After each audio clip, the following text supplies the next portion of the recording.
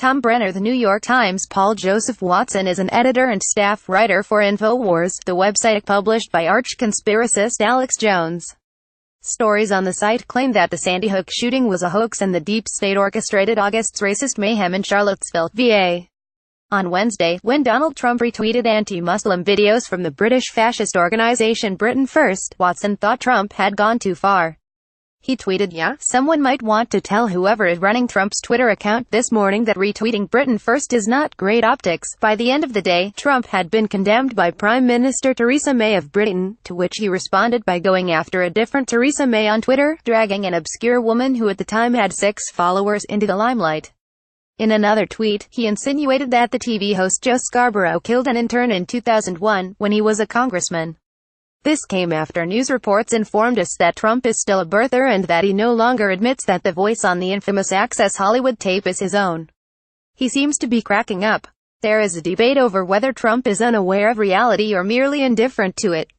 He might be delusional, or he might simply be asserting the power to blithely override truth, which is the ultimate privilege of a despot. But reports from the administration all suggest an increasingly unhinged and chaotic president. Trump's aides are trying to spin his behavior, which they clearly expect to get worse, as a sign of heightened confidence. Officials tell us Trump seems more self-assured, more prone to confidently indulging wild conspiracies and fantasies, more quick-triggered to fight than he was during the Wild West of the first 100 days in office, Mike Allen reports on Axios. This should be seen as an emergency situation. But now that Republicans are about to get their tax cuts, they appear to have decided that it doesn't matter whether the president is sane. One senator who listened as the president revived his doubts about Mr. Obama's birth certificate chuckled on Tuesday as he recalled the conversation. Maggie Haberman and Jonathan Martin reported in the New York Times this week. In Politico, the conservative Rich Lowry made the argument that beneath the tempestuous surface, the Trump presidency is going relatively well, installing right-wing judges and rolling back regulations instituted by Barack Obama. On CNN, Senator Lindsey Graham chided the press for treating Trump like some kind of cook not fit to be president, which is some serious gaslighting from a man who previously called Trump crazy, a cook and unfit for office. The message here is clear: Republicans aren't going to defy their mad king over anything as mushy and amorphous as democratic norms, rationality or national honor. Indeed, whether Trump is mentally ill or simply unbound, his provocations can serve a purpose for the Republican Party, numbing the country to a tide of less flamboyant outrages.